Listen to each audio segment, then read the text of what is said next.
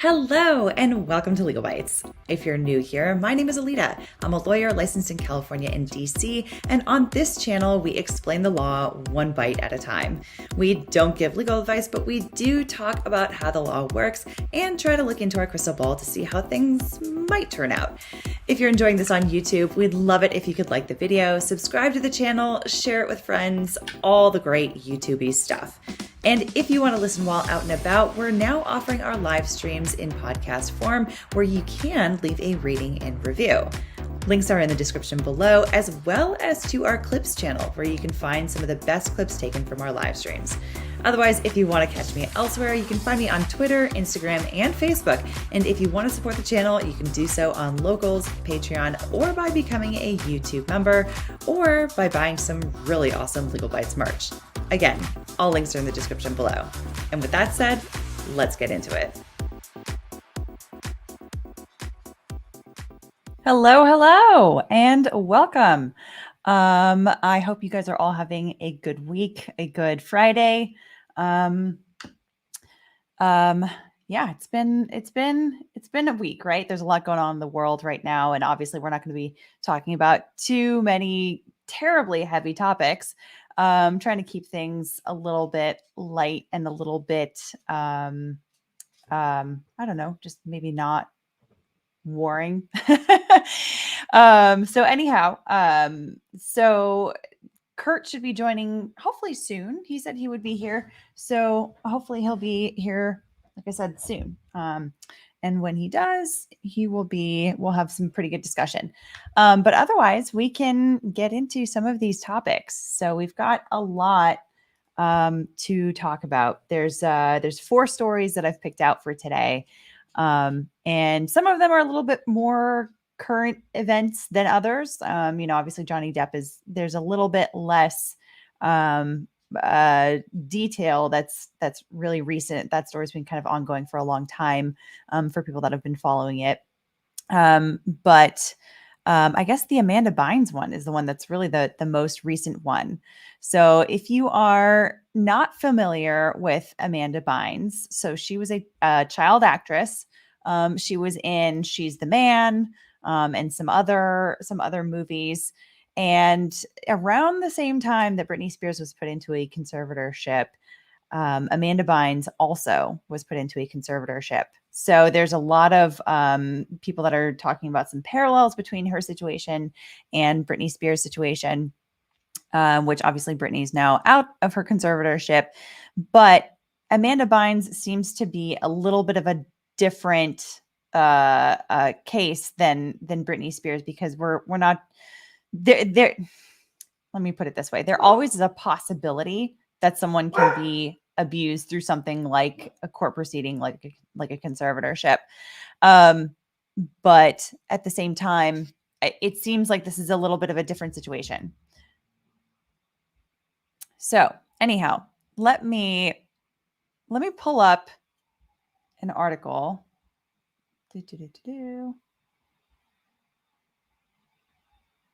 to talk about this. So Amanda Bynes files to end a conservatorship after nearly 9 years.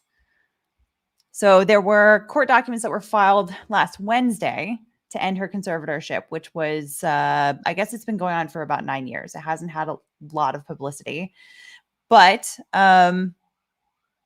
I guess now it will be starting to. And maybe they are following the lead from Britney Spears' situation, or maybe this is just the timing is such that they figure that this is the right time for them to end the conservatorship. So, hey, Andy the Game Maker, thank you. Good morning, good evening. I hope you're having a good Friday. Thanks for the super chat. So for everyone that is listening in podcast form, obviously I'm live streaming this on YouTube, but if you're listening to it later on on podcast form, I have pulled up an article from Page 6 called Amanda Bynes Files to End Conservatorship After Nearly 9 Years. So apparently she's been in this conservatorship for about 9 years, and it has been, it was started where she was put under her mom's conservatorship. Basically, her mom became her conservator. And the reason for it is because I guess she has, number one, she has a diagnosis of bipolar disorder, which on its own, I will say, is not enough to put somebody under a conservatorship. There obviously have to be other factors showing that with that diagnosis, they also are not able to either take care of themselves, or that they pose some kind of a danger to themselves or to other people. And it seems like in this particular case, she was hospitalized a number of times on an involuntary psychiatric hold. And one of them was for allegedly starting a small fire in a stranger's driveway. So, when we talk about Britney Spears, we talk about the big public meltdown that she had. She had a number of psychiatric holds herself, but the big public meltdown that she had was, she shaved her head, and she drove with her child in the driver's seat on her lap. That was the extent of it, which, not saying that that's not dangerous, not saying that that is not child endangerment. That very well could be, but it's not the same thing as starting a fire on someone else's property. So, and it does say allegedly. I don't know if it was proven that she actually did start a fire on her neighbor's driveway, or tried to. But yeah, if that is the case, and that is a situation that does look a little bit more serious than Britney Spears' situation. So, anyhow, she also had, on top of this, she also had drugs that were in the mix. So, bipolar disorder, on the one hand, can be tricky enough to manage on its own, even with proper medication. But anything, drugs and alcohol, from what I understand, from people that I know that have been either living with bipolar disorder, or have been, I guess, supporting people that have been living with bipolar disorder, or trying to support people that have been living with bipolar disorder, any kind of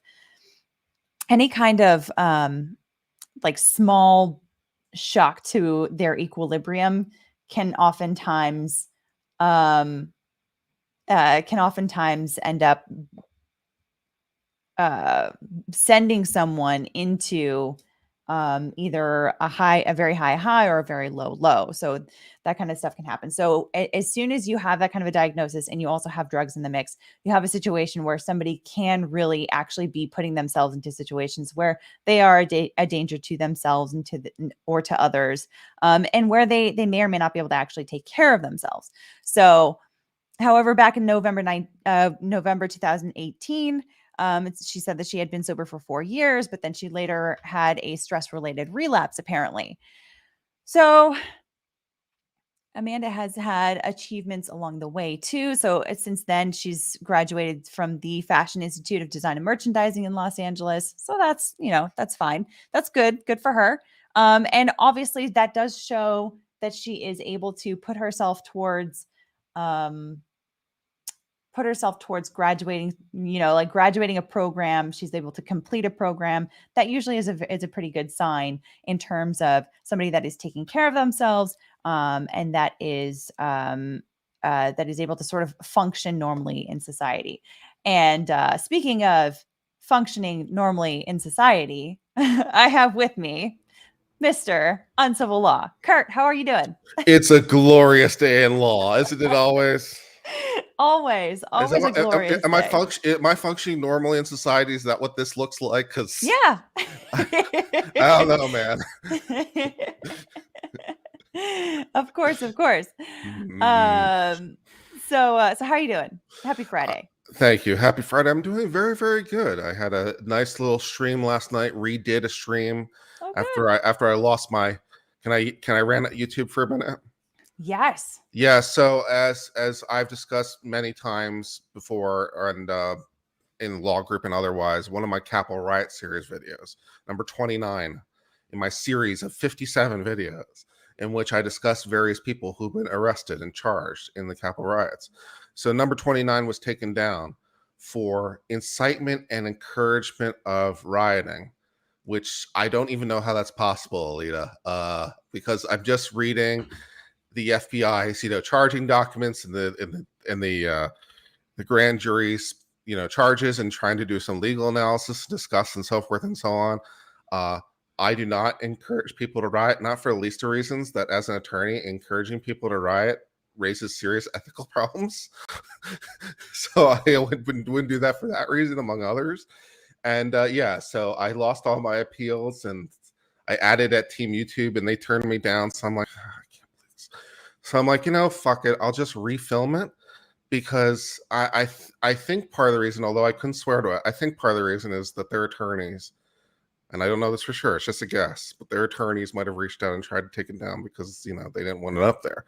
So I'm like, screw this noise. So I was like, I'll just refilm it with like 18 disclaimers of, I do not encourage rioting. I am not supporting rioting. When they say that the election is stolen, I am not saying the election is stolen. I am quoting them for the purposes of discussing their motivation and intent and so forth and so on. I've done like 1,300 videos on my channel discussing law at various stages of law. Sometimes the government wins, sometimes not. It's like, I'm just trying to describe the law, man, because I think it's interesting. But the YouTubes apparently think somehow this is encouraging or incitement. It's like, YouTube, we have to have a discussion about what incitement is as a matter of law, but that's a whole nother thing. Can we talk about Brandenburg? But Yeah, I mean, we could add into our long list of topics today the Kanye West music video, referencing Pete Davidson and Kim Kardashian.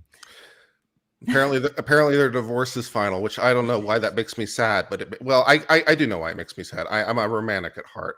I kind of always want to work out in the end, and so I always get a little bit disappointed when people get divorced, because it's like, I always kind of want to work out in the end, because if I ever get married, I want a wife who'll stick with me through thick and thin and stuff like that. So it's like, I don't know. Like, eh. So I get a little bit sad when people get divorced.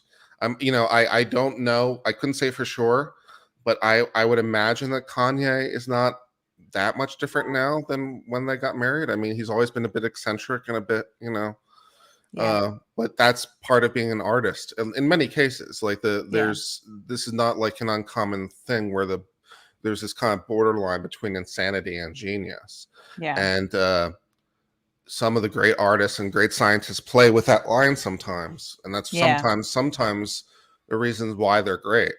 And like, I'm not necessarily saying you have to like Kanye, but I think to say that he's not a great artist is is not fair, whether or not you like it personally. There's a lot of great artists I don't like personally, even though their art is great. So it's like, I don't know that he is fundamentally different now. So I don't know that, I'm not inside their marriage. Obviously, what do I know? But I get a little bit heartbroken because I kind of want to work out. I'm cheering I'm cheering for you and Mr. Bites. I'm cheering for you. Well, thank you. I do agree. It's always sad when things don't work out. But I will say that in the cases where things are definitely never going to work out, it is probably better for it to end sooner rather than later, rather than wasting someone's entire life with someone that they should not be with.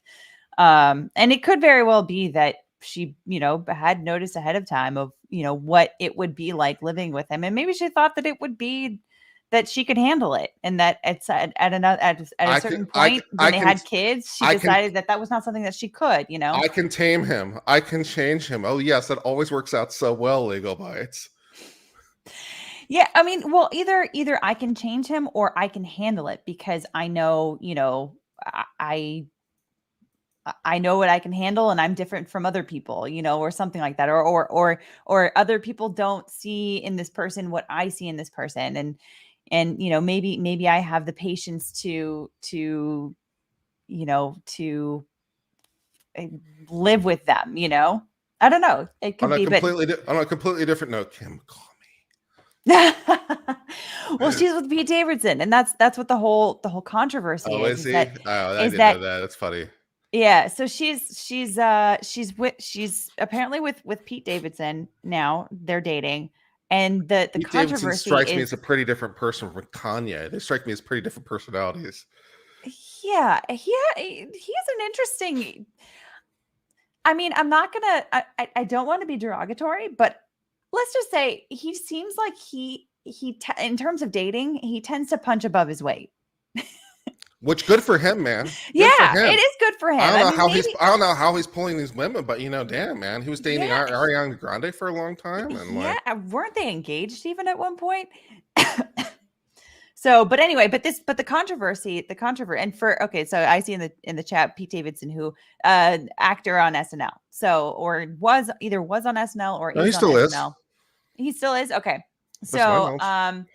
but anyhow, so well, Kanye just came out with a music video, I think like yesterday, that is, I think it's like in like claymation or something like that, but it depicts him burying Pete Davidson alive, which is not a good thing. So there's a question of whether that goes to artistic expression, or where it starts to meander into the bounds of threatening violence. I think in this particular case, I would lean way more heavily on the artistic expression end of that equation. Yeah, you think so? Yeah. I mean, well, the other pieces of context is there. I mean, he also, I think Emily D. Baker was talking about this yesterday, but I saw something about it on Twitter. I haven't actually looked into it, but she was saying that there was a lot more context to it also, though, that should be looked at as well, like the fact that, you know, he's been sharing their private, his and Kim's, so there are multiple he's here. I'll clarify. Kanye has been sharing screenshots of his text messages with Kim Kardashian, and she's been asking him to stop because they're, you know, their private communications. There's stuff about their kids, and then she's saying that you know, it's starting to endanger their kids, and she's really worried about that kind of stuff. And he's just not respecting what she's asking for. And yeah, so anyhow, Well, geez, a divorce where things are getting a bit ugly. There's a first, yeah, right? I mean, come on.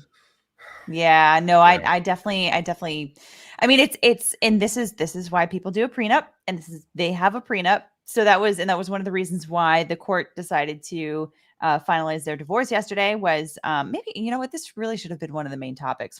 Talking about It Kanye is and Kim. now. I know it is now. I'll have to change the thumbnail maybe. But yeah, so apparently that was one of the reasons why the court decided to bifurcate the issues about, you know, either about finalizing the divorce, and then also determining where everything goes. And the reason, I guess, was because of, or at least one of the reasons, was because of the fact that they have a prenup in place, and so they're able to sort of allocate assets a bit more easily that way. But do they? Because we all know that prenups sometimes disappear into the night somehow, depending on the judge. How valuable are those prenups? Legal advice, you tell me. Because you know way more about family law than me, because I refuse to learn about it.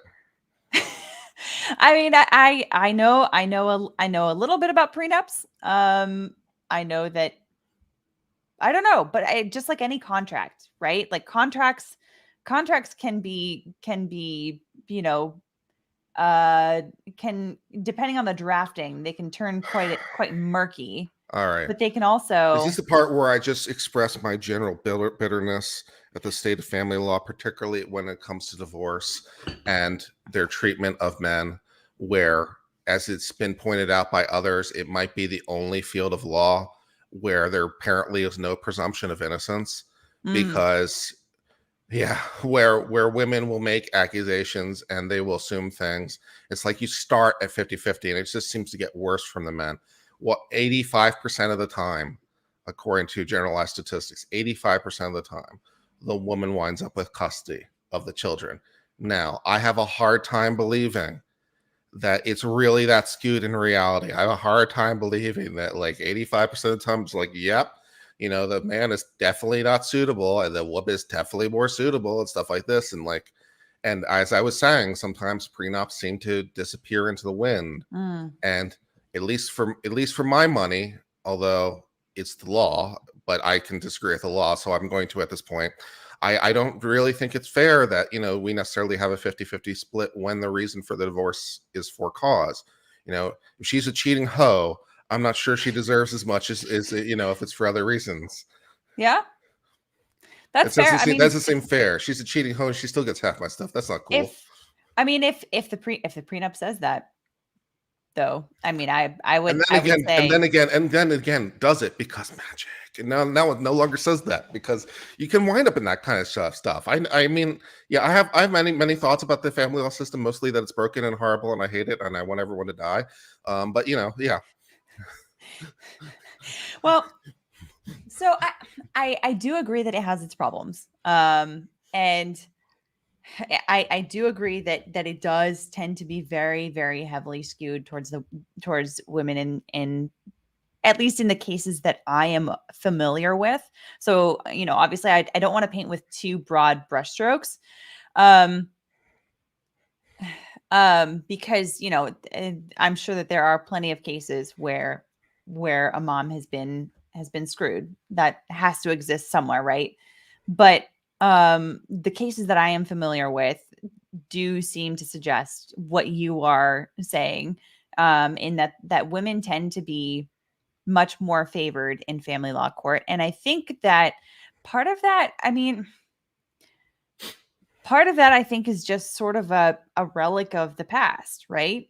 Like, law tends to move very slowly in all respects. We talk most often about technology and how law has to catch up to tech advancements and whatnot. But I'm just saying, if the law is a patriarchy that favors men, we're doing a really shitty job of it over in family law land. But I think that is one of the areas where that sort of division along gender lines is a relic of the past. And I think that it does, like, what am I trying to say here? It hasn't modernized to the way in which parenting and family divisions have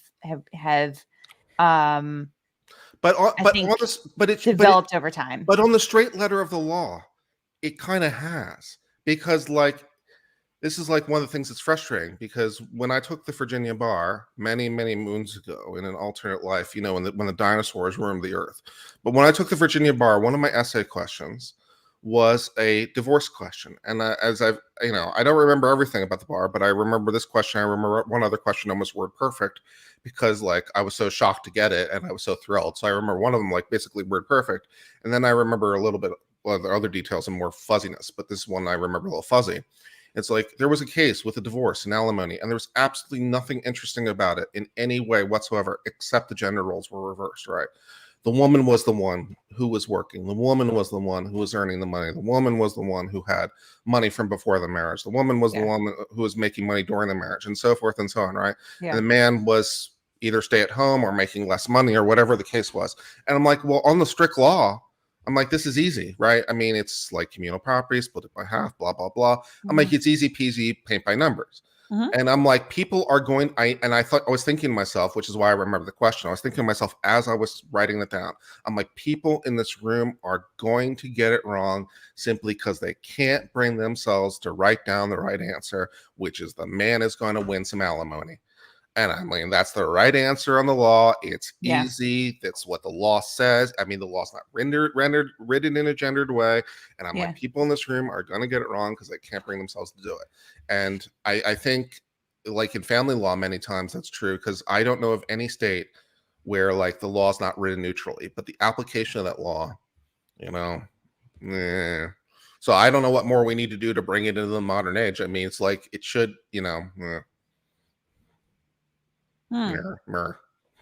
I don't have enough practice in that area to know how things can be modernized in that area. But no, I neither do I. And I refuse to touch it because it just seems like a word of broken pain. It seems like a world of broken pain and hurt feelings and sadness and I mean, just everyone's miserable and everyone's making accusations. And I don't know. It seems like in family law, I have no ability to like determine who's telling the truth because it just all seems like it's like I don't know. It's like even in criminal cases or like stuff, it's like I feel like I have a better ability to tell who's telling the truth.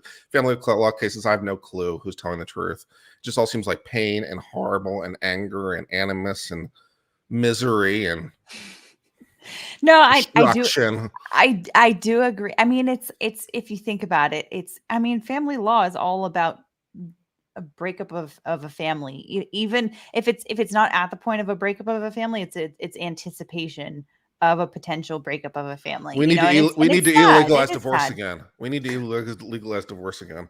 I don't know about that. Reagan was wrong. Reagan was wrong. He was the first one to bring no fault divorce in the great state of California. Republican, apparently, as it were, bringing about no. Now every state has it. Let's make divorce illegal again. I don't think so. Because as much as I don't like divorce, there are some cases where it probably is a good thing because, you know, having the possibility of a divorce, I think helps some people that are in abusive relationships, for example. There are cases like that. There are always going Well, to I be mean, nuanced situations like but at that. least then you had for cause. Like, so maybe it's just the no fault divorce is the problem because abuse, neglect, adultery, uh, where you're like classics. So I'm not, Well, but but it's like then you have a because then you I then you feel have a like it. potential burden on someone that has to prove that, right? And then it's like you're putting somebody who's potentially in an abusive situation having to come forward and take an extra stand Uh-huh. and to put evidence forward, and like that's kind of a So lot to put so on when are somebody you that's filing? already. What? When are you filing? No. What are you talking about? I'm just giving you a hard time. I am very happy. Thank you very much. So let me get some super chats, and then we'll kind of wind our way back to Amanda Bynes. Britt Cormier says, "In my youth, driving with a child on your lap was called driving." Yeah, Well, yeah, well, that's a problem. That would be another situation where the law has changed, and probably for the better on that one. probably for the better. I think that things are a bit safer for kids in a lot of ways today than they were maybe 30, 40, 50 years ago. Not to say, Britt, I don't know how old you are. Britt Cormier also says, Kurt, I bet Kim is the same person. I mean the same, except the work she has had done. There's a lot of sculpting putty being used over there. LMAO. Probably um doesn't change who you are on the inside. So yeah, True, true. Although I will say that as far as Kim's character, I know I obviously like I already saw it.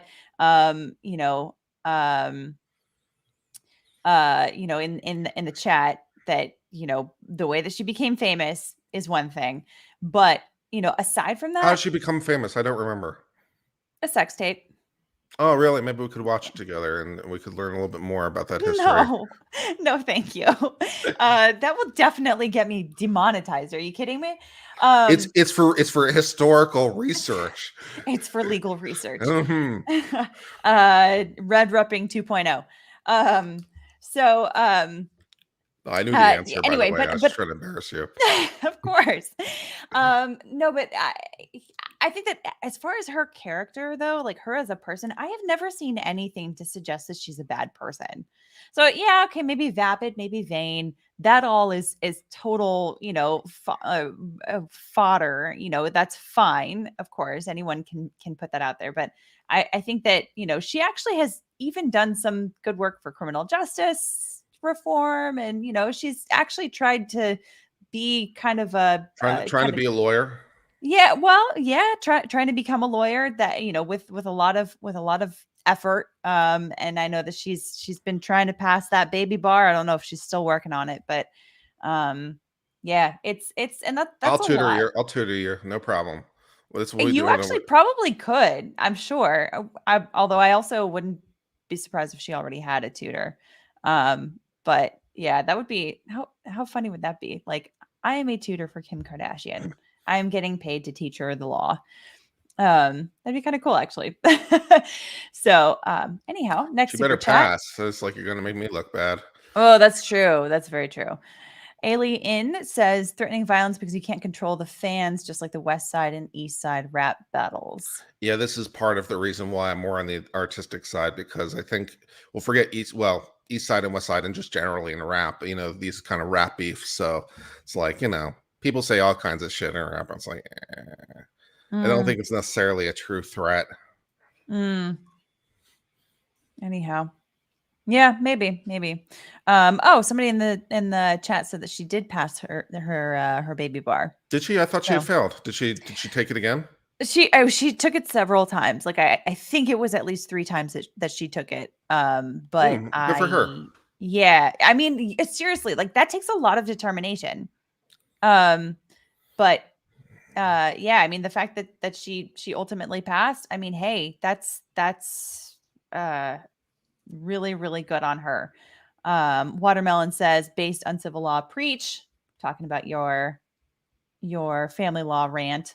Britt Cormier says, the only time I know in my life where a friend of mine has gotten custody of his kids over the wife, she had spanked their child so hard she broke his leg, but he had to fight hard to get custody in the 80s. That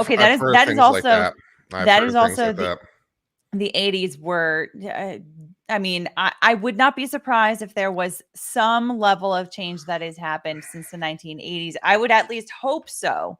Anyhow, because that's a different. And as long as we're on the subject, let's talk about new exciting woke divorce law or woke child custody issues, where fathers are losing medical custody of their children, whether divorced or not necessarily, but they're losing the right to make medical decisions because the child apparently says, I'm trans, and the mother, for reasons that I can't even begin to understand. I really don't. Maybe you can explain it as a woman, because I don't get it.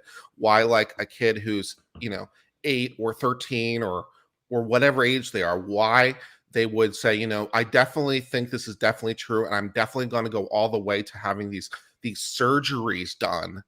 And the fathers are like protesting, and they're losing custody of their kids, so the mothers can make these medical decisions to transform their kids' gender. And it's like, oh god, why is this a thing? Legal Bites. Why are the fathers being like, no, this is bullshit, and the mothers are being like, yes, my baby needs it? And why are the fathers losing? And why is this a thing? And why is this making me sad? I couldn't tell you without looking at a very specific it's your gender case. You have to explain your gender now. What's going on? I have to explain every single individual's rational thought, because we're a monolith, right? We're a monolith. Yes. We all think we operate on the same algorithm. You're all women. Close enough, right? Exactly correct. So I don't know. I think that I would not be surprised if there was some aspect of that. I mean, I've seen this in divorces before where, either side is just deciding that they just want to do whatever they can to hurt their former spouse. That's as good an explanation as any. They're hurting their kid, whether consciously or not, in order to spite their spouse. That is a possible motivation. Yes. I buy that. Yeah. Which is even sadder. Absolutely. Yeah. But it happens, outside of this specific kind of context. It happens all the time in divorces, right? Like kids become a marital football, whether it's before the divorce or during the divorce or after the divorce, even, like there was part of the movie Liar Liar with Jim Carrey, which the main plot involved his inability to lie, but also the divorce. He was representing his woman or his female client in the divorce. And if you might remember in that movie, like at the end of the case, they're like, so he wins on this technicality, which, whether or not he'd win or not is a whole nother set of problems. But moving past that issue, the judge says, so there's an agreement on custody. And it's like, so, the man's side says no objection. Jim Carrey, lawyer for them, says no objection. Then she stands up and says objection. And he says, what do you mean? It's like, well, it's another $23 million if I get sole custody. And he says, but he's a good father. And she just says, so. And I'm like, that exchange comes from a true place. So I'm like, yeah. Yeah. No, I No, I hear you. There definitely do exist that those kinds of sentiments in real life, and it's not good.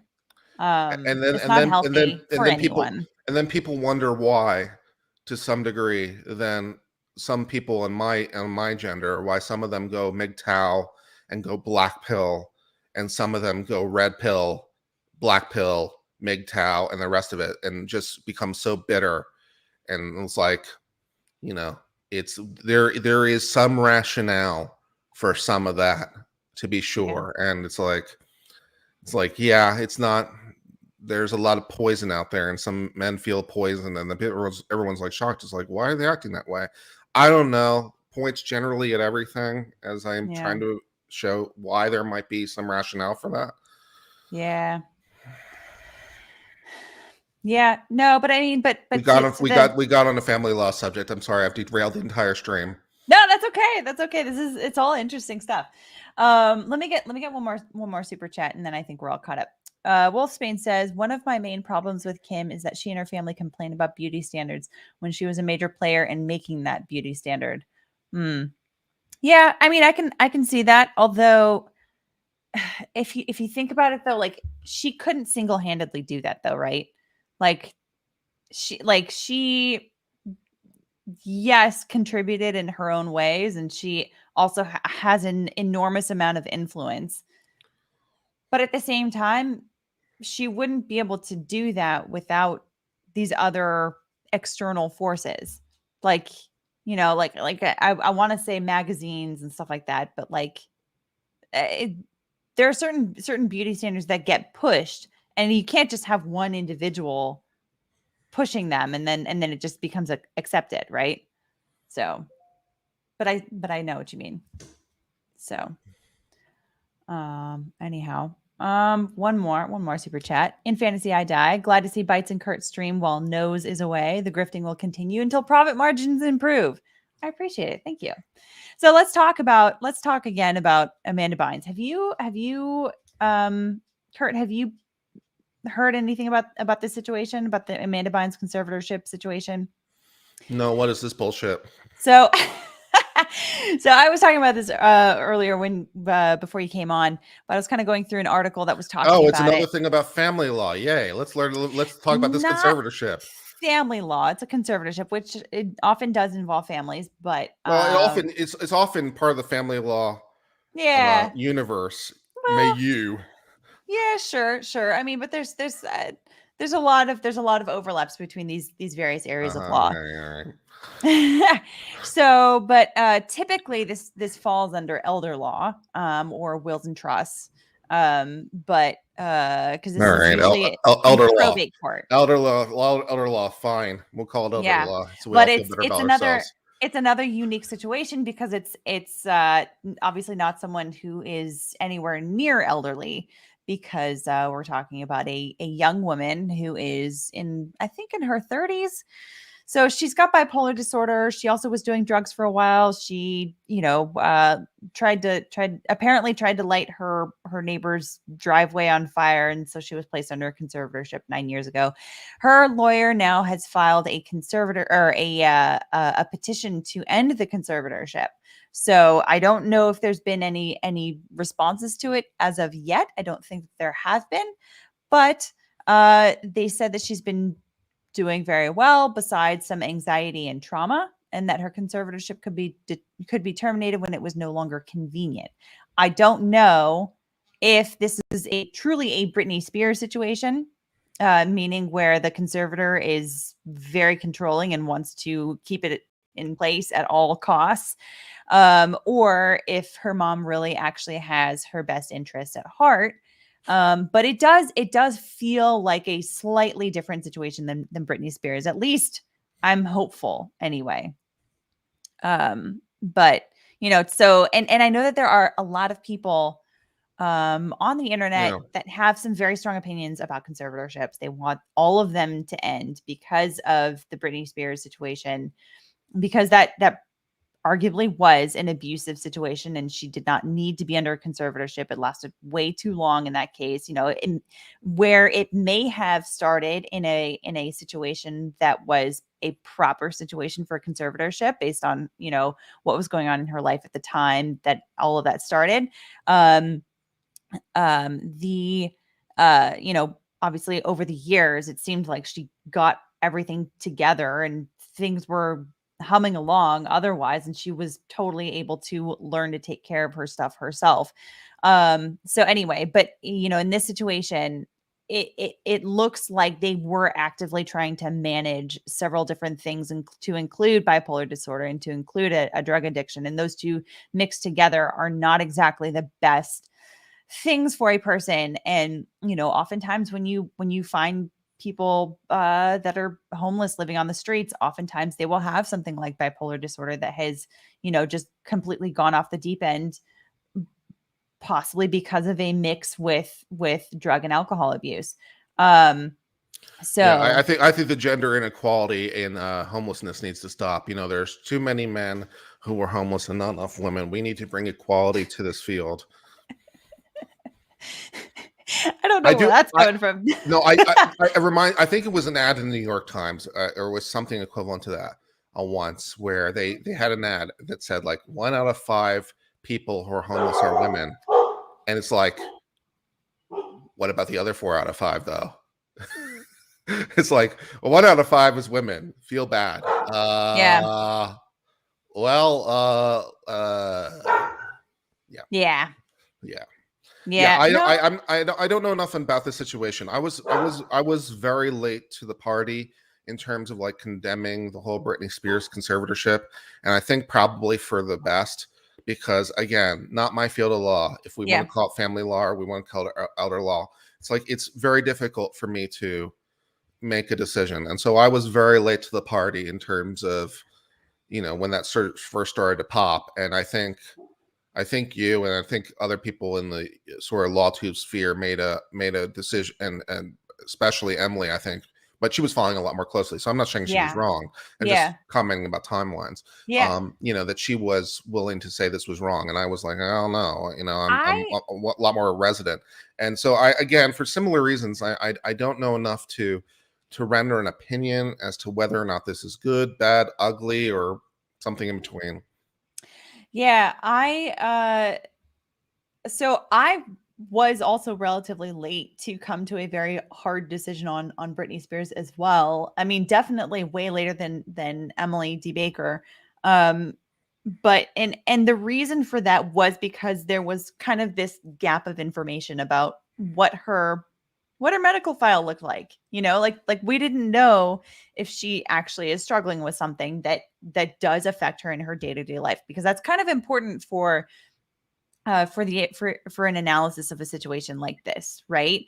Like it's is somebody able to take care of themselves? Is somebody able to pay their bills? Is somebody able to, and when I say that, I don't mean like if somebody is, disorganized or something. Like it's not that. It's like literally they will forget for months on end, and they will forget to pay their bills for months on end, to the extent that they get kicked out of their apartment because and everything shuts down, all of their services shut down, their utilities, what I mean, like that level of forgetfulness, which does exist because of conditions like Alzheimer's, for example. Will somebody simply forget to eat for days on end? Does somebody need someone to come in and make sure that they eat every day?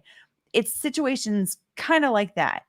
Are they physically able to take care of themselves, or are they essentially almost a vegetable? Like things like that. So and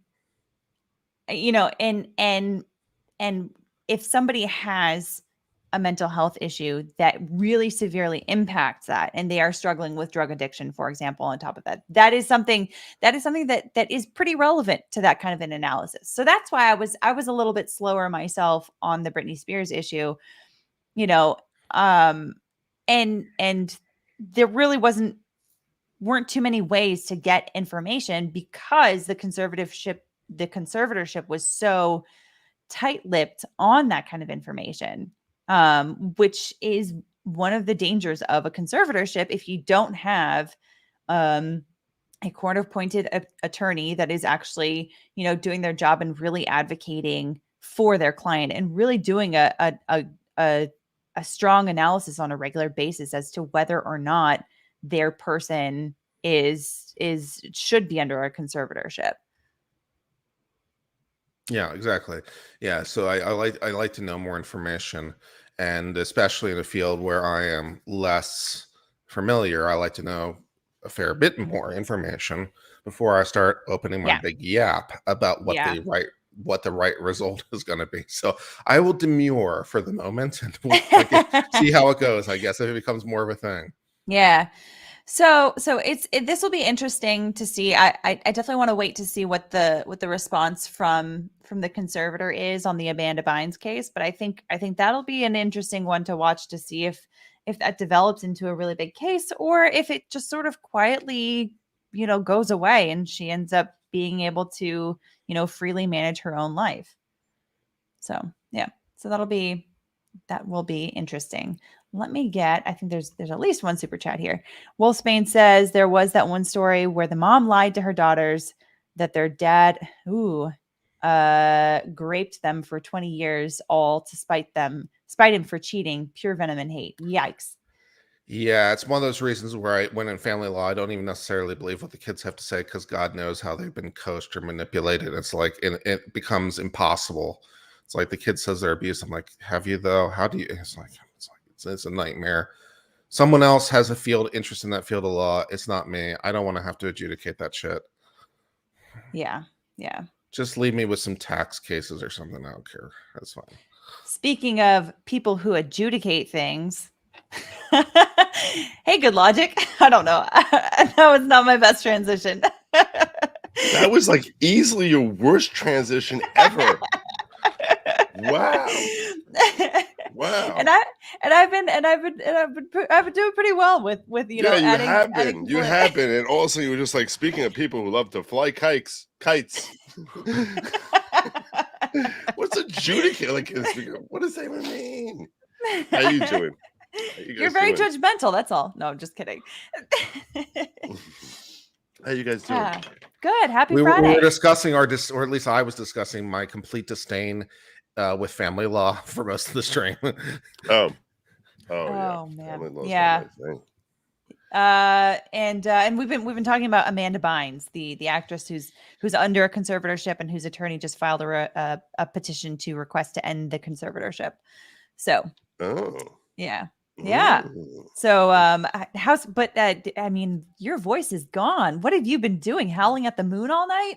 I don't know. It's weird. Like the last couple of days, I've woken up with like a terrible frog in my throat. Is that what this is? I don't even know if this is called a frog in my throat. Yeah, it sounds like a frog in your throat kind of situation. Yeah.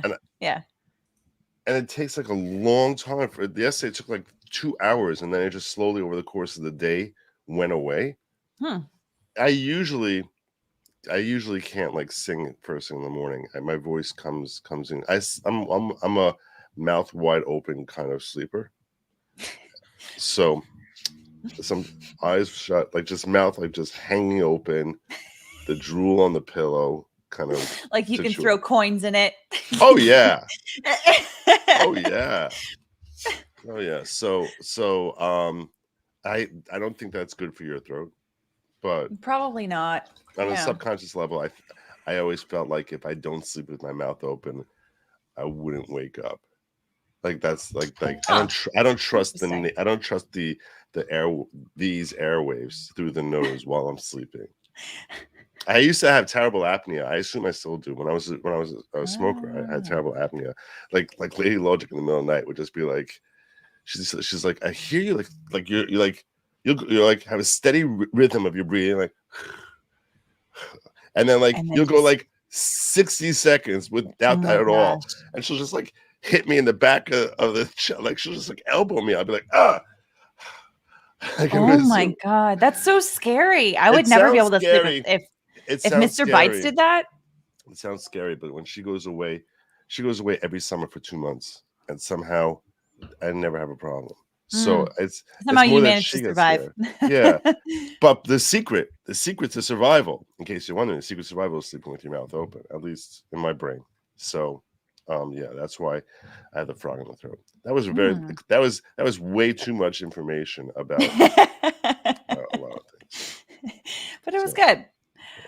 Boomer says these parents selling kids to pedo wood and wondering why the kids go nuts needs to end. Yeah, I have seen some people in the chat saying that Amanda Bynes may have been I guess mishandled as a kid, you could say, without saying words that are going to get things taken down.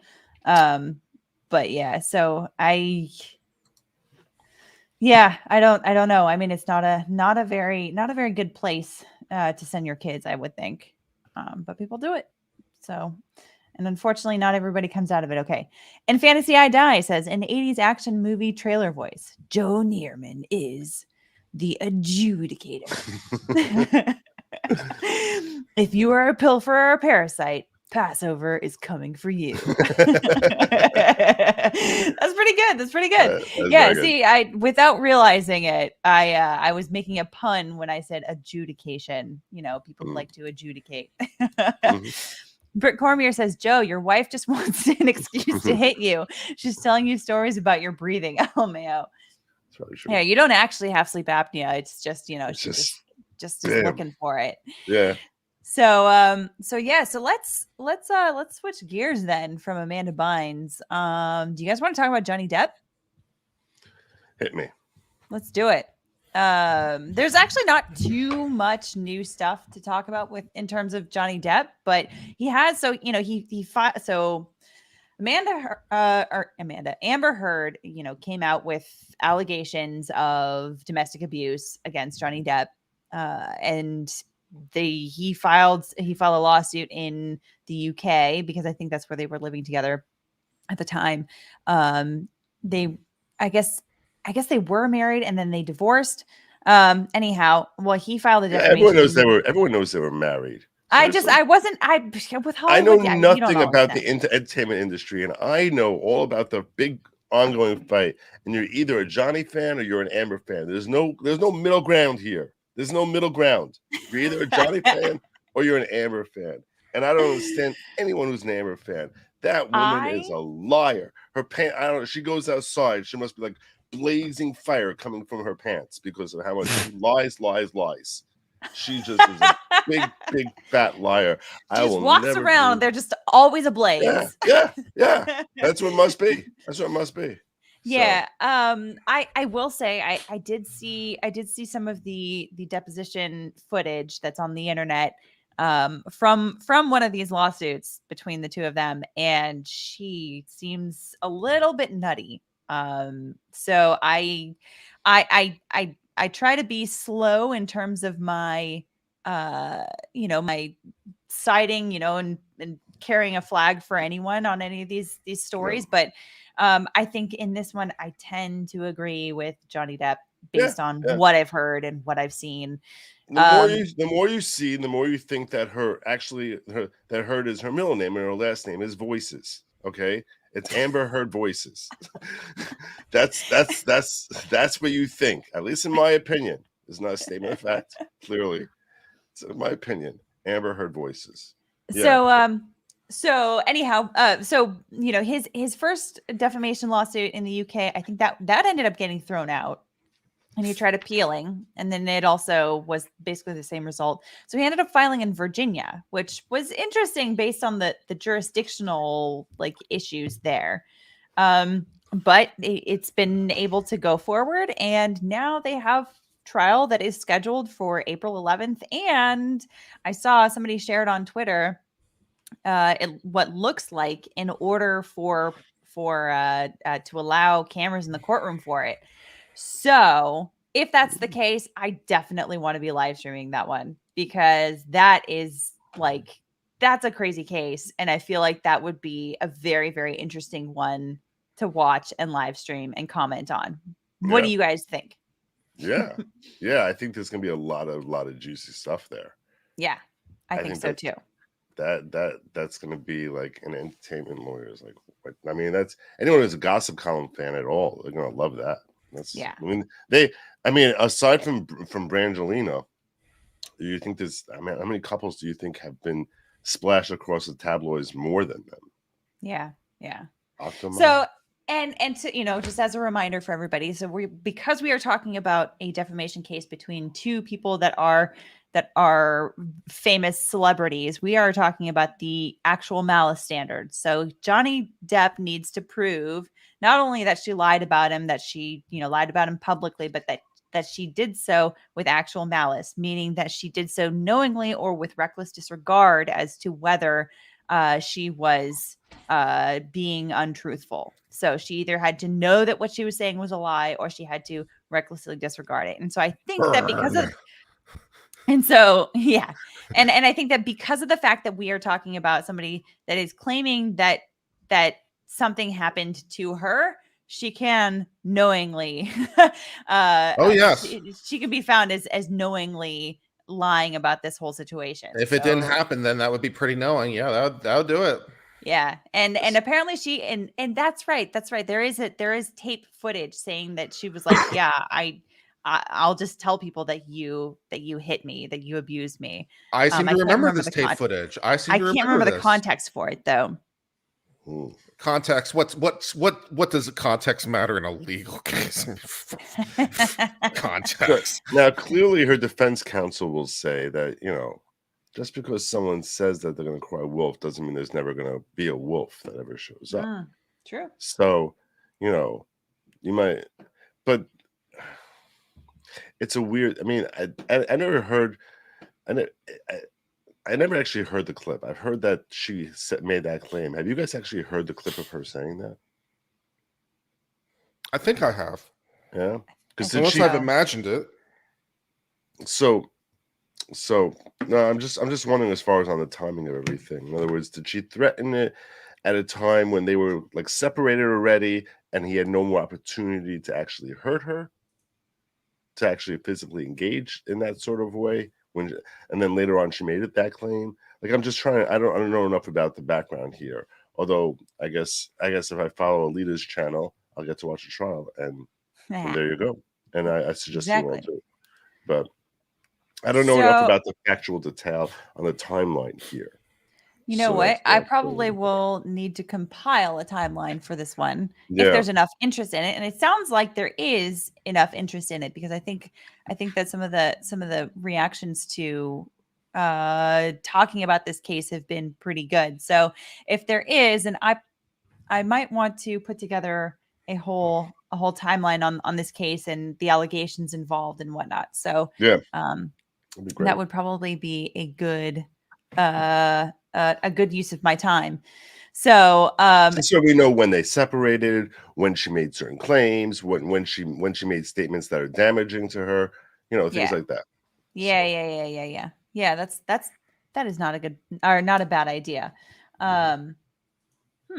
Okay. Anyhow, but this is going to be very, very interesting to see this go all the way to trial, because for civil cases, typically they don't end up going to trial. They usually end up with some form of a settlement. But in this kind of a case, it seems like, because we're talking about a defamation case between two people that can afford the litigation, and that are both like where their names are, it's I would imagine that for someone like Johnny Depp, who has, because of her allegations, lost out on quite a bit of work in Hollywood. I would imagine that he would probably be much less likely to want to settle a case like this, because he would just say, nope, I want my testimony out there. Clean her out if she's lying, man. I want my story out there. I want the millions and millions of dollars I would have earned but for your lies. Well, that and I think just having the opportunity to clear your name. Like there's the financial aspect, sure, but there's also like just knowing. Hashtag me too. A woman would never lie or exaggerate. Listen and believe. Hashtag believe her. Hashtag believe all women. Hashtag. But But yeah. the thing is that hashtag Me Too is part of the reason why her claims were so particularly damaging during this era. If she made those claims 10 years ago, it might not have had nearly the same kind of damages as it did, making those claims over the last 5 years. So, yeah. And it's just part of my reason. It's part of the reason, like, my logic brain like hates everybody sometimes, because like when that was happening, obviously, and people were saying like believe all women, people like myself are saying, that doesn't quite make sense, because it's like no, you're a bunch of men, patriarchy, believe all women. We're like, okay, and then sometimes we don't believe certain women when it's not convenient, and Like, that's also with the thing like Black Lives Matter. Sometimes Black Lives Matter, except when they don't. Namely, when it's a black life, killing a black life, those black lives seem to not matter very much at all. Especially if that black life is still in a womb. Ooh, based. so, Are we talking about Margaret Singer? Are we talking about some of her history and some of her wonderful quotes? Oh boy. Oh my. Yeah. Well, I will say that, especially, tying it to believing all women, I understand some of the background reasoning for why people say that. Anytime you have a particular message that you try to reduce into digestible form so that other people can, spread that idea, it tends to get, diluted. I understand that. But at the same time, when people are digesting the oversimplified idea, you have to understand that oversimplified idea is what is being processed by everyone. And the idea that all women should be believed immediately just because they have accused someone is horseshit. I will say that as a woman, if women were trustworthy, have you ever known a woman to lie? Of course. I was just about to say, if women were always trustworthy, we would not have, a cult classic like Mean Girls. There's a reason why that is so popular among women. And it's because women can have their knives out many, many times and in many, many situations. Yeah. That's just like. And then Jordan Peterson points this stuff out in other words, and that he gets crucified for it, because he points out that, men, with every man, there's an underlying understood threat of possible physical violence. Like, that's always like in the background of like every male to male communication. Somewhere in the background is that understood threat of physical violence. And with women, they tend not to go with physical violence. They tend to go with words. And so Jordan Peterson pointed it out. He's like, you're accusing all women of gossiping. You're accusing all women of like the worst traits of women. I'm like, well, they have to escalate somehow. It's like, so if they're not going to escalate physically, which tends to not be as true, although not universally, of course, because cat fights are a thing. So it's not like women never get physical. But as a typical rule, they tend to avoid physicality. So what do they use instead? Well, words and, personality destruction and stuff like that. So, yeah. Yes. So it's like, there's a reason for this. And then when you try to explain it to people, become stupid because, you're saying that men and women are different. I am, in fact, saying men and women are different sometimes. Amazing. The tactics that women tend to use, again, broad brushstrokes, but the tactics that on average women tend to use are different than the tactics that on average men tend to use. We have different forms of aggression. It's true. I would agree with that. Yes, there are outliers. Yes, there are nuances for men and nuances for women. But again, I go back to there's a good reason why Mean Girls is a cult classic.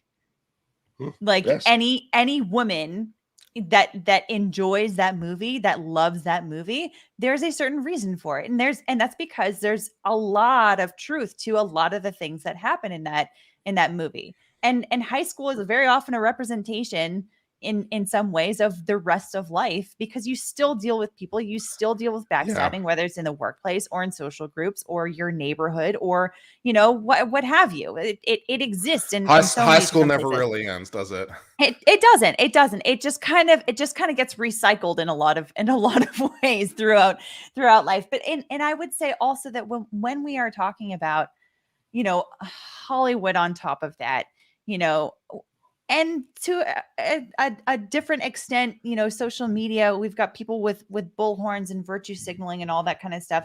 But you give somebody an incentive to lie at the same time, and that is because they having an outrage machine essentially is a good way of somebody being able to score social points. And Hollywood is one of those places where being on top of that kind of a scoreboard can be very good for your career. So, and especially in a situation like the Me Too movement, I would not be surprised if there were women that just decided to take advantage of a particular point in time, and for their own career, regardless of whether or not they actually had experienced something. It's and the whole Me Too movement, whatever level of lies women were going to tell before that, the Me Too movement only amplified that, because it becomes that much more powerful weapon when women see, hey, I'm going to be believed because I'm a woman. So it becomes a far more damaging way of, they understand that it's a far more damaging way of hurting men. So it's that much more likely that they'll wield it untruthfully. Yeah. It's almost like the Me Too movement makes women less believable, because it's like, well, yeah, this is the first place she's going to go. So, it's unfortunate, because there are women who are victims. There are women who need to be heard and be believed. It's kind of unfortunate, because, in a certain sense, I agree with the fact that, women had been ignored for too long. You can't deny that. I don't know if it's still the same in this century or not, but for a long time that certainly happened, when women's claims were just readily dismissed. I don't know if by the time the Me Too movement was coming along, whether it was still a necessary thing or not. But at one point, it probably would have been a necessary thing. At this point, though, it's just out of control. I mean, that's just my take on it. Yeah. Just for one sure. man. Well, I hope whatever the truth is will come out, which is one of the goals of trials period, right? To try to get to the truth, at least. That's part of the reason this is a very exciting trial, because you get to see them testify. Yeah, they will each take the stand, and we all understand they're both actors. Yes. So they're both accustomed to lying. It's a very different thing when you're watching someone who this is a person who's used to playing a role, and that they know that this is a role that they really have to sell on the first take, and they practiced it. They practiced their testimony. They had not been ready for the cross. You watched the cross very carefully. When I was covering the Ghislaine Maxwell trial, victim number one, Jane, was someone who's been an actress for 20 years. And it's like, and her testimony to me, it rang as being based in truth, but maybe not completely truthful. That's how, like, certain times when she cried, I was like, it feels staged. That to me. And yet, to all the other people who were viewing, they were like, oh my God, I can't believe when she cried. I almost started crying with her. I was like, really? Interesting. Really? I thought that was such. You're the only one who's paying attention. Yeah. Maybe. You might be. But yeah, but there's only 150 people who saw it. So it's like, but all the people in the room with me, they were all like, oh my God, that was so sad. And I was just like, and you're over here like you're all a bunch of idiots. I was like, maybe she was, I don't know. I didn't even get that. My gut said something's not on here. Yeah. And sometimes this is one of the things I'll tell you about gut instinct. I'm a very, very big believer in gut instinct, because I don't think there's such a thing as gut instinct. I think what it really is on a subconscious level. You will see something, you will hear something, and it will remind you of some situation where you saw the exact same sort of look in the eye, or the lilt in the voice, or whatever it is, and that you got a good or bad. You learned from that was fake, or that was very real, or whatever. So when you don't remember the situation, you don't remember what this is reminding you of. You can't make the connection in your brain as to when you heard someone say something like that before, or give that look before. You just know that it's just, but the overall vibe that you got from that sort of gets flashed back at you, and that's what I think is your gut instinct. So I think that gut instinct is actually experience talking to you on a subconscious level that you're not conscious of where that connection is coming from. And that's why I say, disregard your gut instinct at your own peril, because I'm a very, very big believer in that gut instinct is actually experience talking to you. So interesting. Interesting. That's an interesting way of putting it. But I would agree that when your gut is telling you something that you should at the very least listen to it.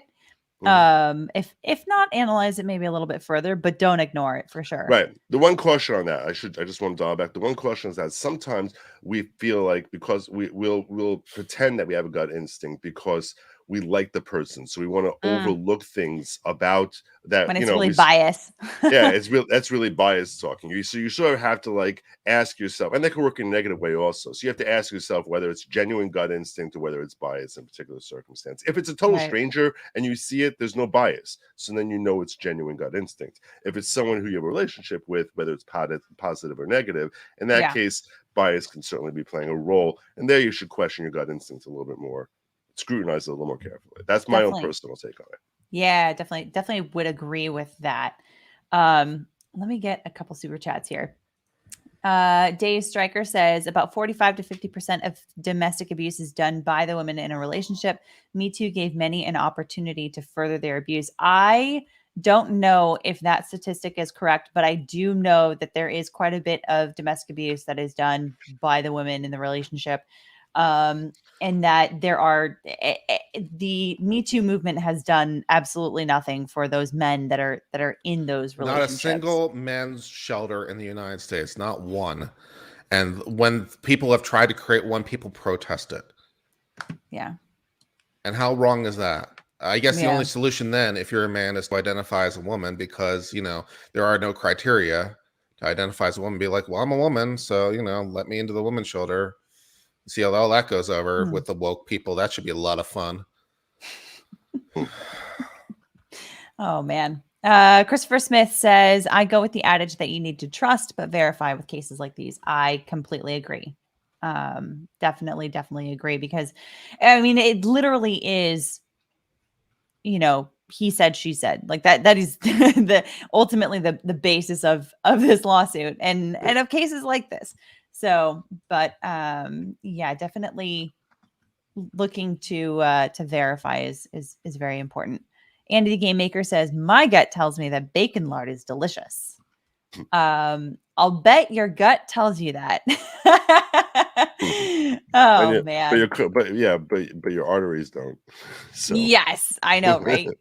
I don't understand why you're going with bacon lard, but that's fine. Bacon is delicious for sure. Bacon lard is delicious, but I wouldn't recommend it. I'm not a dietitian, but I don't know that I would recommend it on a regular basis. But you do you, Andy. Anyhow, let's talk about Brad Pitt versus Angelina Jolie. Have you guys heard about this one? Tabloid story. Not in so much as they're fighting for control of a winery. I don't know what the hell's going on. I don't know anything about their business arrangement. I don't know why they're fighting each other. What is going on? Please enlighten me. So we're not going to get too deep into it, but we're gonna go over the basics. Let's get all the deep. We'll be rolling in the deep, as Adele says. So do it. Okay. Do it. All right. Do what? Rolling in the deep. I thought that was coming. Rolling it. No, actually, how does it go? Rolling in the deep, right? Isn't it? It's been a minute.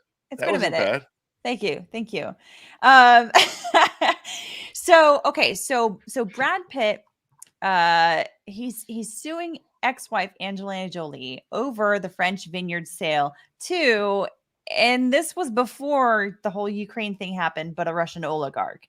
So I can imagine that at this point he is even more, anti this whole transaction, not even necessarily because of a political statement by him, but because of the fact that it's potentially a business liability here to be partnered with someone like that, given all of the sanctions and everything else that have been going on. But this is from like 4 or 5 days before the invasion of Ukraine started and all of the sanctions and everything that have followed. But basically, what happened was when they were married, they purchased this vineyard in the south of France, and they turned it into a winemaking business. And according to the allegations, Brad Pitt was the one that like it really turned into a labor of love for him, and he really put a lot of blood, sweat, and tears into turning it into a profitable business, and it ultimately has become one. And they had apparently an agreement between the two of them that they would not sell their shares to someone else without the express agreement by the other person. I don't know, based on the reporting, whether this agreement was in writing or whether it was verbal. But that is entirely possible that they may have purchased this property and turned it into a business and given one another a essentially like a right of first refusal, right? So, but it seems like she basically just decided, no, I'm going to spite him and I'm going to sell to this Russian oligarch so that he can be in business with this other guy instead. And if that is in fact an agreement that they had, this is something that he definitely can sue for, because now being partnered with someone entirely different can very much impact the business. And if you don't want to continue working with someone else because either you don't think that they have good business sense, or you think that, you know, that they're going to take it in a different direction than what you want, or all kinds of reasons why you might not want to partner with someone else. And this is before the whole, like, you know, the political climate really changed. Those are all valid reasons for why you might not want to be essentially forced to be in business with someone. So I'm trying to think whether there would be any basis to say that the statute of frauds would apply in this situation. And I'm struggling to come up with any reason to think. I mean, I would imagine that this has got to be in writing somewhere. Okay, but let's assume they were husband and wife, and they were just like, okay, this is something like, look, we understand that we each have let's assume they each have their own assets, okay, Yeah. and they never commingled their assets in general. Maybe some assets were commingled, others, large portions of their assets were not. Okay, so now they go out and I guess, and let's assume they contributed separately or jointly, it doesn't even matter, I guess, in the purchase of this property and in its development. And they basically say the property is jointly in their names, I guess, and she's selling her, because it's real estate that's part of this, right? It's not just a business thing, presumably. I mean, we don't know enough about the structure of the business. It could be that they jointly are owners of an LLC that's owning all this stuff here. So I think we need to know more about the documentation and what she actually sold, so we can have a better understanding as to what principles are going to govern here. In other words, if everything is owned by an LLC and she sold her interest in the LLC, so there's already an operating agreement that's associated with the LLC, which would dictate as to whether or not she has a right to sell it. And unless there's something in writing contrary to the operating agreement, that's going to govern. Contract. The general rule in contract law is contract always governs. Yes. And you look at the four corners of the document, and whatever is there, whatever is not there is barred by what they call the parole evidence rule. So that's how it's going to work with respect to who's going to win here, assuming it's structured that way. If it's not really structured, and it's really a lot of it was just husband and wife having oral conversations and understanding between themselves, well, then you might get into questions as far as statute of frauds and stuff like that. It's difficult to believe they would buy property under the names Angelina Jolie and Brad Pitt. It seems much more likely that they would have bought it under some corporate structure. They're not, because you would think that they have enough people around them who, you know, between lawyers, accountants, and stuff like that, that there's no way that they would have start a company that they're trying to make a successful business, and it's going to be owned by Brad and Angel, and that you know, it's in their individual names. There has to be some sort of corporate structure here, and she sold it within that corporate structure. So really, what you need to do is you need to look at the documents and see and figure out whether or not she complied with the terms that are set forth therein. So I think we need more discovery here. That's what we really need. Yeah. I think Joe's right on the money. I think the fact that they're married is irrelevant to this analysis. I think what matters, as Joe has sort of indicated, is what's on the original deed and what is, so what's on the original deed, who actually made the purchase or purchases, and then what sort of operating agreement there is. And this is going to be principally a matter of contract law at the end of the day.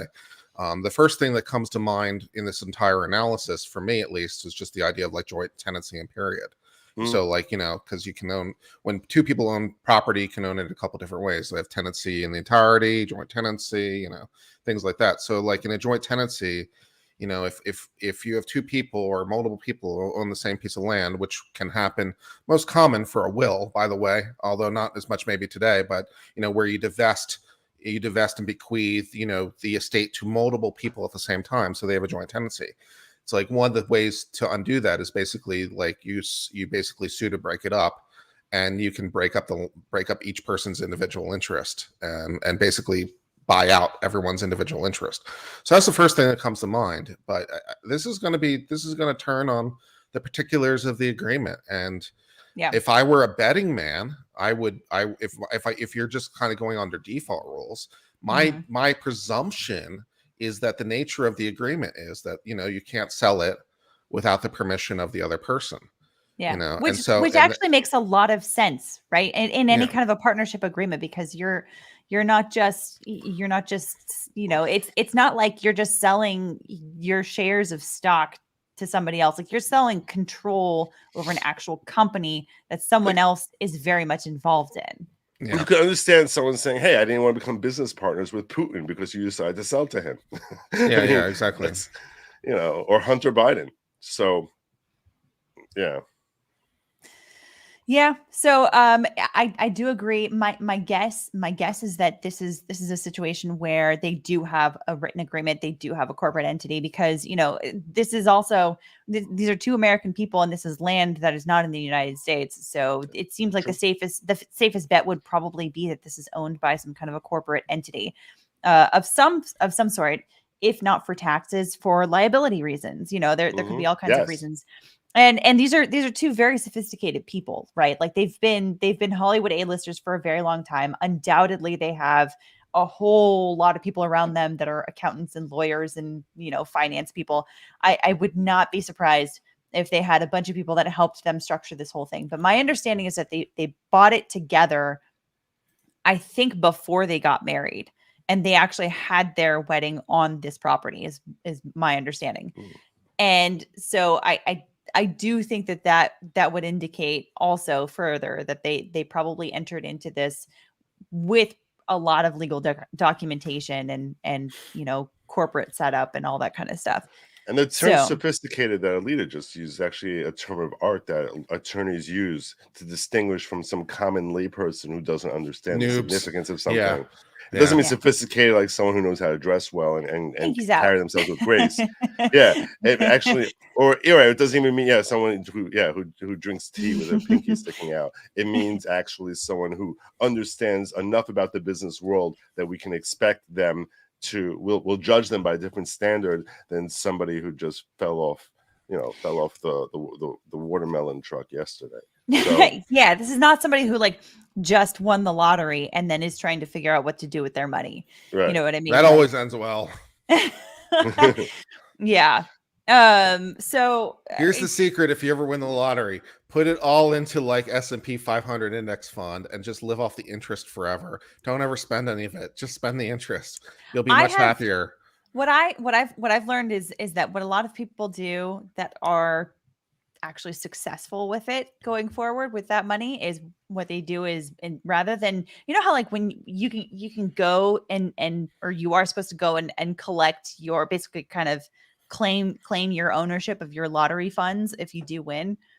What people will often do, and I don't want to say that this is legal advice because we don't give legal advice, we don't give financial advice, of course, but what people will often do, which I think is smart, is they will create a trust very quickly and then send in a lawyer to go and claim it on behalf of the trust. Yeah, which I think is in some very states smart. You can't do that. Oh, really? Yeah, in some states you can't do that. Like I'm pretty sure in Virginia you can't do that. Oof. Like the person, it actually has to be claimed by the person. It can't be That claimed by is an entity like that. that sucks I mean, you because can the problem. immediately turn around and like give the money to the entity after that, but you can't. Yeah, you can't. Yeah, the person actually has to claim it. Oh, that sucks because personally I wouldn't want to be identified because then you have a Yeah, lot of people that are knocking on your door asking for handouts, some and that states. creates so much Yeah. stress. So some states allow you to be anonymous, some states don't. And I believe Maryland allows you to be anonymous, but not Virginia, for example. I'm trying to remember, but some states allow ananonymity of collection, and then some What about states allow Iowa? you to, What about Iowa? I don't What know off the about top of my head. And then what's some, Missouri? I wanna don't Missouri. know. I don't know. And what if I'm in Brr. Montana? Can I do it in Montana? I don't I don't know how you're just rattling off trust law from Maryland to Virginia. Well, I lived in like, Virginia. I was barred I in was like, Virginia. let's and see it's how like, you know, far we can take this. I want to know about Hawaii. I want to. Yeah, some states some states make you claim it for your person, and like some states also, I believe Virginia, if memory serves correctly, requires you as part of like a benefit over a certain amount, requires you to participate in like a press conference as well. So I think you're in it, but then again, I don't think the way it's written requires you to like. So I think you can wear like a ski mask or something, even though. Really? So I think you can do that. So, but there are rules. Your state law may vary. I in Good general point, wear a point. ski mask. Even No, it's a no. bitch If I ever win the lottery, it will definitely be at some sort of ski mask, full face mask that But now we'll can't know see it's through you. it. I can see through it. Now we'll know it's Oh you. yeah, that definitely. Yeah. Okay. Yeah. I'll talk like this. Hello, I'm here for my press conference. I'm just here so I won't get fined. Thank you for your time. Oh my God. Yeah, I've always been fond of the idea of just creating a trust really quick, sending in the lawyer to collect on behalf of the trust, and just, privately handling all of that without any form of like real publicity. I hate that some states don't allow that, because it's just a recipe for disaster. There are so many lives that are ruined after winning the lottery because they've had this dramatic upswing, and Everyone wants you a know, piece of them, because I definitely want a piece of Joe. If you win the lottery, I'm definitely coming after you for my share. Where's my $1 million? Right? As if that's the only reason you want a piece of me, please. Oh, It's like Joe, I'm revisiting Einstein tomorrow night Joe, at 10 p.m. I wasn't really ready to discuss of my feelings with you about you in public, but since you brought it up, I mean, you do have lovely eyes. Thank you. We've got the thirst. So yeah, but anyhow, so in terms of the lottery, that is that. Yeah, you've got people that want a lot. Everybody wants a piece of that person that won. So anyhow, yeah. Let me get a couple super chats. Jane Doe says, "Will you please reenact the Olsen photo with Legal Mindset?" I am not familiar.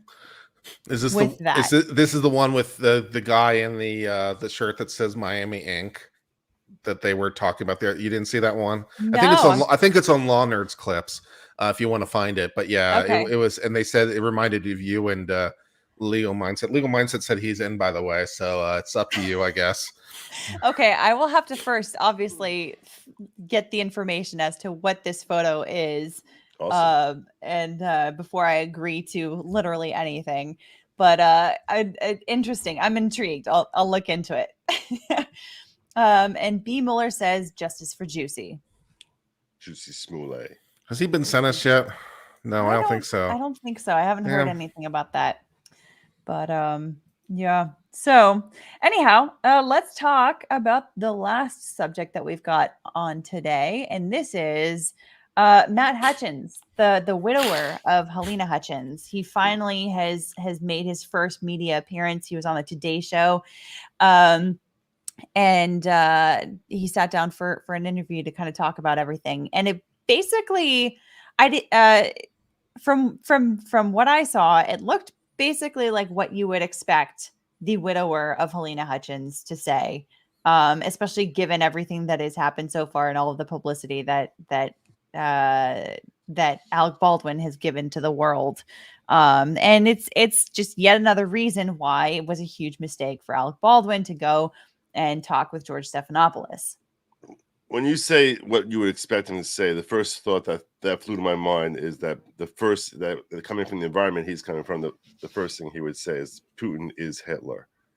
But you probably mean something else, not some politically correct statement about how amazing Ukraine is and how terrible Russia is.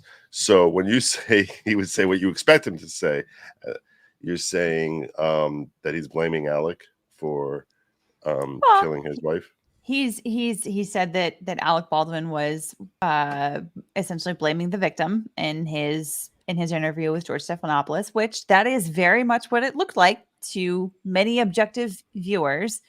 And he said that he's sad that Alec Baldwin did not take any responsibility for it, which I as a lawyer, there's no way he can.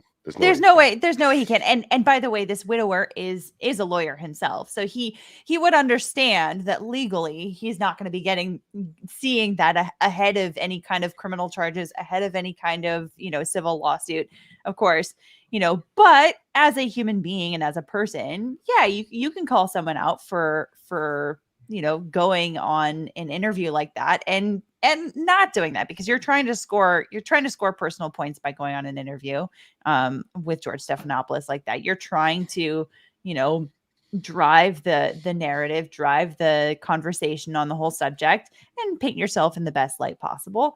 And yeah, you absolutely open yourself up to criticism from the widower in this kind of a situation, that you are being heartless and that you're essentially blaming somebody who has already died. That civil trial, assuming it doesn't settle, which it almost certainly will, but if that actually goes all the way to trial, that would be something that would just be a splendid thing to watch, I think. Absolutely. And if it were live streamed, that all of us would be all over that. Yeah. That would be a crazy one to live stream as well. But I can show, if you guys are interested, I can show a little bit of this interview.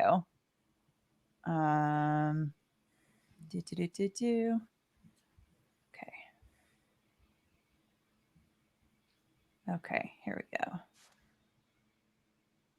And let me know if you guys can or cannot hear it.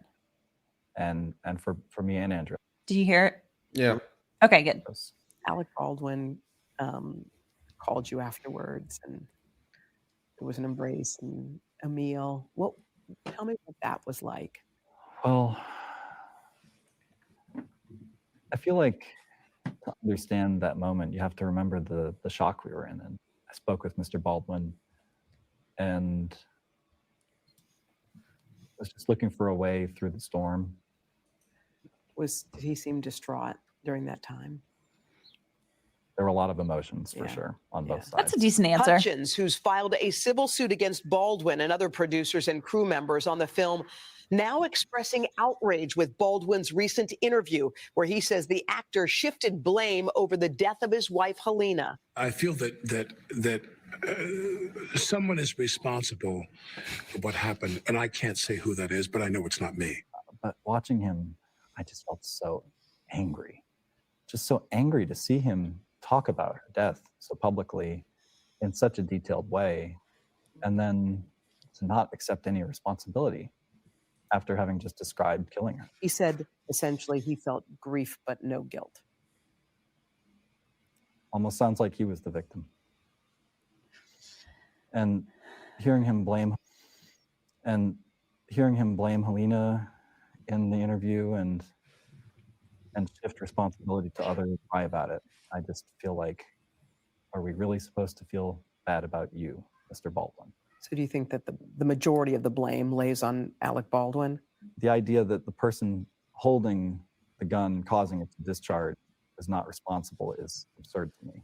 Every individual who touches a firearm has a responsibility for gun safety. But gun safety was not the only problem on that set. There were a number of industry standards that were not practiced, and there's multiple responsible parties. The suit, which alleges at least 15 That guy So seems like he's really intelligent. he is, yeah, It's a very intelligent answer. He seems Yeah. really intelligent.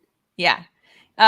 This and just a reminder, this is a lawyer. I think he actually works for a big firm too. So he's not a I dum believe it. dum. I believe it. And this is probably why he waited until now. It's been, however many months since October when the shooting actually happened. And this is his first media appearance. And it looks like, he is in a place where emotionally he can do it, and he can do it without putting his position at risk. And How you contrast he's that. able to do that though is a whole nother set of problems, because that's not an issue of intelligence. Like I you can be the smartest person in the world and just be able to give answers like that and not resort to anger. I don't know. That's a whole nother set of whatever. You're raising a really interesting point here, Kurt, because when you think about it, so he is an attorney and Alec is an actor. Now they're both on a world stage here, each of them doing their performances. And his training is as an attorney, not as being like a celebrity. I mean, before this incident, no one ever heard of this dude. And Alec Baldwin is someone everyone on the planet has heard of, and he's used to acting.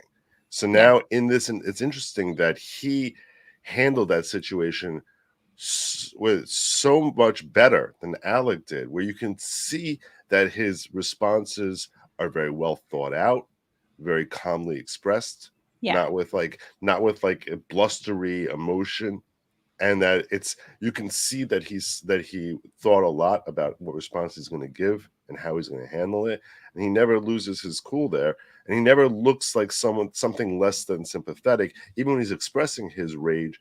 It's like measured, it's like frustration, and the temperament of his voice, everything about it seems like very, very well expressed, and that's not something that it comes naturally. It doesn't, as you're pointing out, Kurt, that the emotion overrides you. That's something that I recognize that he practiced, and he practiced looking natural and not out of control, and that's and expressing it very well and articulately. That was impressive. But I think that we also are talking about, I mean, I guess you could, if you want to compare the two people that have done interviews here, Alec Baldwin and Matt Hutchins, they're kind of intersecting in these two different worlds, right? One is the world of publicity and one is the world of law.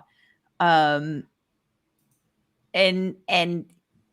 Alec Baldwin seems to have maybe not as strong of an understanding of the implications of operating in the world of law, whereas it seems that Matt Hutchins has a very good understanding. And so, like that also is able to sort of guide someone through a process like this, that they are able to, at least understand when their emotions might end up fighting against what it is that they are trying to achieve. And so, even so you can at least kind of have a little bit, and this is not to say that every lawyer does this, right? Like there are plenty of lawyers that are unhinged, that on a regular basis. There are plenty of lawyers who get disbarred. Well, yeah, and lawyers who are more animated are not necessarily worse, because those styles can work for certain people. Sure, yeah. So, but his style is working for him in spades, and it's interesting because I think you're right. He's better at this than Alec Baldwin, which is kind of slightly hilarious. Yeah. And imagine both of them taking the stand at a trial. If you're Alec Baldwin's attorney, you have to say to yourself, this dude is gonna completely outclass. He's gonna outclass my client on the stand. And now that you say that, I wonder if maybe that was one of the reasons why he decided to do a sit-down interview, because to show both lawyers so that, Alec Baldwin's lawyers can look at that and say, oh my, if you go up against him based on your performance, like, I'm sorry, I know that you're this big actor and you know best and everything, but if you are in a trial and it's you against him, let's poll a mock jury to see what they think based on your interview and his interview, and see what they think. let's settle this as soon as possible. That could absolutely be one of the reasons why they did this interview, is just to show everybody like he's going to perform very well at trial and much better than Alec Baldwin. And yes, I agree with you 100%, especially considering what they've done so far to sort of prep their case and with PR in the minds of the public. They created a movie reenacting what happened. Who does such a thing unless you're figuring this is going to be well over $50 million we're taking from this thing? This is going to be massive. And you're looking at this is not a $3 million, $5 million thing they're looking for at all. They are looking for tens and tens of millions of dollars, and this is their way of showing the defense. We're going to get it. We're going to get it. Yeah. Like this company, like the production company, there's no way the insurance. We're going to get the policy and a lot more than that. Whatever the insurance policy is, that's their way of saying it. So, yeah. And that could be the best reason why it might not settle. Is this criminal investigation still technically ongoing? I think so. I haven't heard anything saying that it's closed. At this point, it's like, I don't know what more there is to investigate. It's never going to happen. It's never going to happen. He's been cleared by the DA. The DA said there's not enough here to, there's not enough. The DA did? The DA pretty much said there's reasonable doubt here. So, and even if the DA leaves, it's like if you're his defense counsel, you're like, look, the prior DA has already admitted on the record that there's reasonable doubt here as to his culpability. That won't necessarily stop you. Though. Because that's not evidence. Yeah. I agree with you. That's not going to be admissible. My point is, I don't see this office ever proceeding against him. I don't see how it's ever going to happen. Proceeding against anybody? No, proceeding against him. I don't know with respect to the investigation or anyone else, but I don't think Alec is ever going to be charged. Which, I mean, rightly or wrongly, at the end of the day, I personally, even though I think that he's a douchebag, I don't want someone like that to be tried criminally, because I do think this is an accident, and the best remedy is through civil courts, not by punishing him, because the whole point to the criminal procedure is we want to put people in jail because we want to really rehabilitate them, or we want to stop them from doing this sort of thing in the future. Negligence is not something that you're stopping someone from doing in the future. They'll be just as negligent. So, or you want to protect the public from someone. So someone who's walking around recklessly waving an axe all the time, you want to protect the public from someone like that. Someone who's negligent, that's not why are you putting them in prison? So that they won't be negligent again? I mean, everyone is negligent sometimes. So, no, we are. Everyone takes a beating sometimes. No, not everyone takes a beating sometimes, but everyone's negligent sometimes. You can't have your focus on everything to do everything exactly properly all the time. I think your point is you were being comical. Yeah. There's also the possibility that this clarify. Well, hang on. I think to clarify, I think that what your point is that, like, there are times when we aren't paying attention when we should, and it doesn't necessarily lead to any kind of harm, but that's not necessarily because we are always being vigilant in all of the things that we do. Correct. Yeah. Correct. So to punish him because this resulted in a death is more of a civil thing than criminal. Doesn't make sense to do it criminally to me. So even though I think he's a douchebag, I mean, on a personal level, if he spent the rest of his life in jail, I certainly wouldn't be crying for him. But as far as what I want to see from our justice system, I want to see this handled civilly, not criminally. So, and that has to apply to even douchebags. So that's my take on it, though. So. Yeah, and there's a kind of a point in the chat. Somebody says, so people that negligently drive drunk shouldn't serve time. That's not the same thing, because that is a you call that like a strict liability situation, where it doesn't matter what your intentions are when you're driving. If you are driving above a certain alcohol content level, blood alcohol content, you're that's reckless. That's not negligence. That's reckless. That's like that swinging an axe around. That's like swinging an axe around. That's in a mall. It's the same thing. The act of getting in the driver's seat and turning on the car and driving it, along with all of those other factors of having a blood alcohol content of a certain amount, is the crime in itself. So it doesn't matter what your intentions are when you're getting in the car and driving. Yeah. So, I mean, we call it negligent. We call it negligent vehicular manslaughter, right? But it's really reckless. That's the point. The recklessness behind it. Yeah. So Kurt, I totally cut you off earlier. Was there something else you wanted to say? No, and you're right to cut me off because you need to get out there and you need to inject yourself more. And if I try to interject, you need to be like, no, I am taking over the conversation now. Put me in my place. You did the right thing, Alita. And I'm proud of you. I'm proud of you. Yeah. Thank you. I was just going to say there's also that Mean Girls possibility because there was that implication that like the one girl set up the other girl because they were upset about whatever and did it, put the bad ammo in there deliberately. That's freaky. That would be something you send someone to jail for. That That's insanity. Yeah, I do agree with that. And did you not hear about that kind of idea, or am I just bringing? I did. No, the potential sabotage that was in the. I think that allegation was actually in the armorer's civil lawsuit, where I think she made that accusation, or did she not? About whether if anyone specific did it or if that was just a possibility. I don't remember them specifically making, at least in the one I covered, but I do remember them like mentioning the parties and like mentioning the one girl saying something and the other girl just kind of nodding or whatever, and there was an implication there, but not being overt. So I don't know if any of that's true. I guess it's not at this point because no one's been prosecuted yet, but interesting. Super chat. TR Greater X1 says, what do y'all think about the Supreme Court decision 6-3 to reinstate the death sentence for the Boston Marathon bomber? I haven't read it yet. I haven't either. That is definitely. Is that brand new? Is that today? I don't know. We could read it together on stream. We could all learn something. Yeah, we could. I mean, we don't have time on this particular live stream because Eric Hunley is going to be going live in about 15 minutes. So, and I told him that I would join. We'll do it on his stream. Yeah, let's take over. I'd like to discuss Boston Marathon Supreme Court.